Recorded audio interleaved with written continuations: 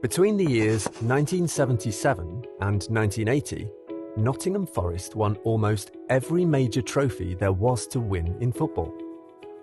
They did the domestic double in 77-78 with their First Division and League Cup title wins, won 3 trophies including the European Cup, the League Cup and the Community Shield in 78-79, and followed it up with another double, this time the UEFA Super Cup and their second European Cup title in 79-80. The league title win in the 77-78 season in particular stood out. After their third defeat of the season on matchday 16 away at Leeds, the club went on a 40-game unbeaten streak that lasted into the next season.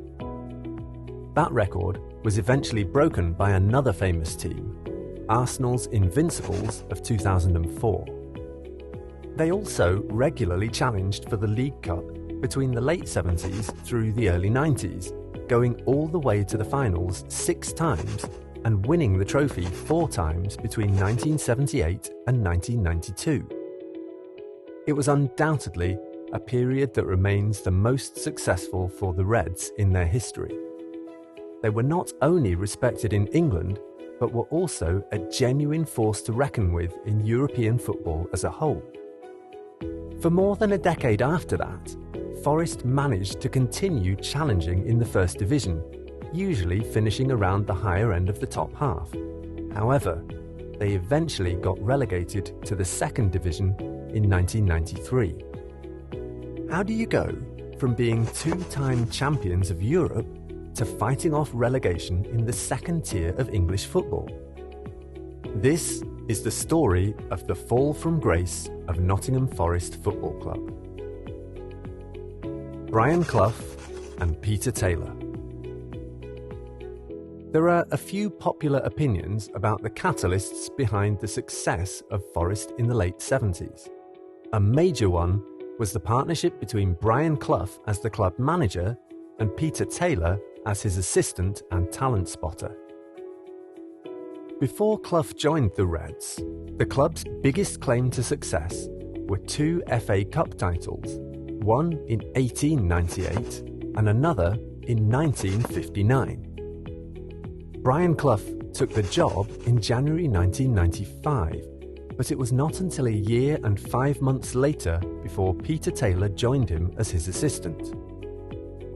The pair had worked together at Derby County, where Clough had won the league, and there was a positive sense of what was to come from the rekindling of their partnership. The influence of Taylor was most obvious in the transfer markets.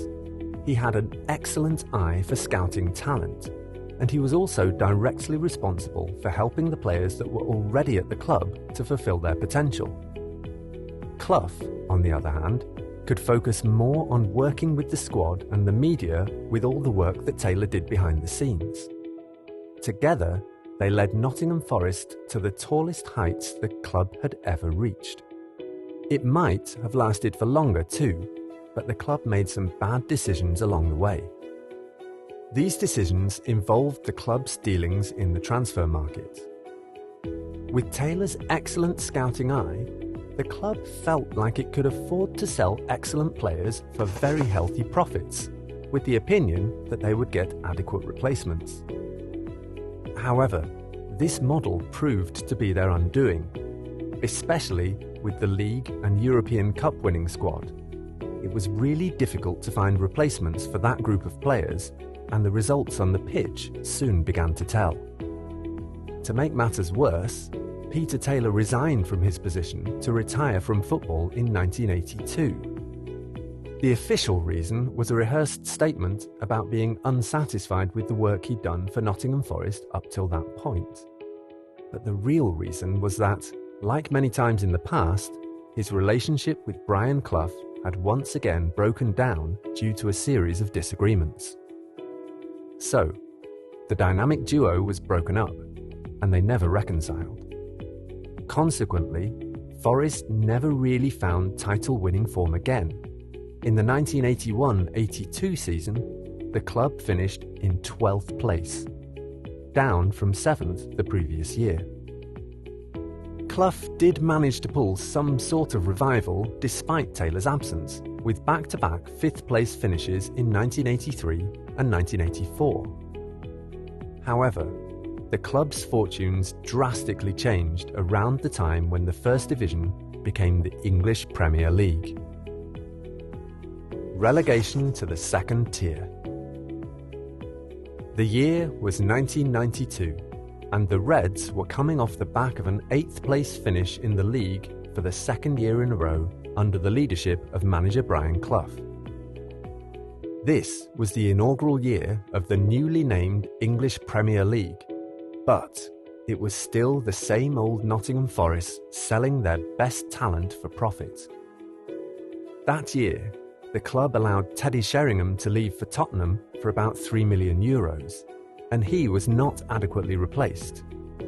Forest's form suffered, and they only managed to win 40 points from 42 games. It was relegation form at its finest, and it was no surprise that the club finished rock bottom by the end of the season. Brian Clough's 18-year reign as the manager of the Reds came to an end that year, and he was replaced by Frank Clark for the 93-94 season in the second tier. The season of highs and lows. The appointment of Frank Clark signalled the beginning of a season of highs and lows for Nottingham Forest Football Club. Between their relegation to the second tier in 1993 and the year 1999, the club went through periods of boom and gloom that culminated in another defining relegation at the end of the 98-99 season, and yet another in 2005. Speaking of 1993, Frank Clark, one of the squad members of Forest's European Cup-winning squad in 1979, led the club to promotion back to the Premier League the first time of asking. The club finished second on the league table to gain automatic promotion after earning 83 points from 46 games. They lost more key players, with Roy Keane joining Manchester United for £3.75 million and Nigel Clough joining Liverpool for £2.25 million. Keane's transfer smashed the British transfer record at the time, and Forest reinvested that money by bringing in some talent of their own, most notably signing Stan Collymore from Southend for £2.25 million. The 94-95 season was a hugely successful one too, as Clark led the team to third place in their first season back in the Premier League. Forest appeared to be back among the big boys, and they were challenging in Europe once again. In fact, they managed to reach the quarter-finals of the UEFA Cup in the 95-96 season, which was the furthest that any English team managed that year. However, old habits die hard, and the club once again let a key player go too soon. This time it was Stan Collymore, and he left for Liverpool for £8.5 million. Once again, Forest was involved in smashing a national transfer record. What followed was a relegation battle in the 96-97 season, a battle which the Reds lost dramatically. Clark left the club in December 96, and he was temporarily replaced by Stuart Pearce for 3 months. Pearce managed to set the team on a path to finding some form, but that didn't last long, and he was permanently replaced by Dave Bassett in March 1997. By that time, it was too late to save the team from relegation, and they finished rock bottom of the Premier League once again. In a similar fashion to Clark a few years earlier, Bassett also led Forest to promotion back to the Premier League at the first time of asking. This time, they were champions of the second tier.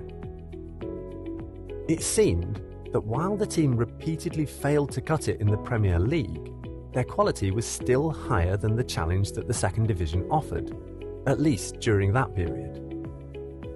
Back in the big time once again, Forest endured a poor start to the beginning of the 98-99 season. It was partly because Bassett simply failed to inspire the team to compete at that level, and also partly because the players took things for granted. He was eventually sacked in January 1999 after the unrest from the players became too loud for the club to ignore. But this did not change their fortunes for the rest of that season. Ron Atkinson replaced Bassett for the final 4 months of the 98-99 season, but his appointment made no real difference. The club succumbed to relegation for the second time in 3 years, once again finishing rock bottom of the league table with a measly 30 points from 38 games. This time, the new manager, David Platt, could not lead the team back into the top tier. In fact, Forest finished in the bottom half in their first season back in the second tier, and could only manage 11th place in the 00-01 season.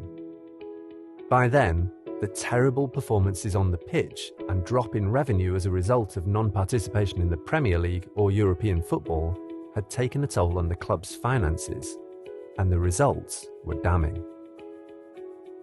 Debt and taxes. David Platt left the Reds in July 2001, and he was replaced by Paul Hart. By the end of that year, Forest was reportedly losing up to £100,000 every week in revenue. The misery was piled on with the collapse of ITV Digital, the official television broadcaster for the English Football League clubs. Against all odds, the club still managed to earn a playoff spot by finishing in 6th place, but they lost to Sheffield United in the semi-finals. At that point, selling players was no longer a matter of choice. They needed the money to keep the club afloat. However, the rebound effect of losing more key players was that the squad quality got even more depleted, and this resulted in a relegation battle and the sacking of Paul Hart in February 2004. In reality, there was not much that Paul could have done with the quality at his disposal, but the club made a scapegoat of him when things kept getting worse. A year and 3 managers later, Forest completed their decline by getting relegated to League One. They finished in 23rd place in the Championship under Gary Megson, and spent the next 3 years languishing in the 3rd tier of English football. Picking up the pieces. The precarious financial situation that the club is in, as a result of the level that they're challenging at, has seen a couple of owners walk in and out of the door. At the time of making this video, the latest takeover was that of Evangelos Marinakis, a Greek media mogul and owner of Olympiakos Football Club, in 2017. Unlike some other grace-to-grass stories of football clubs that used to be great, the story of Nottingham Forest's decline is not so complex. The club's approach to cashing in on players before they achieved a reasonable amount of success with them led to their undoing, and it was only a matter of time before a failure to challenge led to a failure to sustain. As it stands, the Reds are still some distance from regaining the form that saw them become champions of Europe all those years ago. They may be the oldest football club still competing in the top divisions of English football, but they'll need more than that to find real success once again.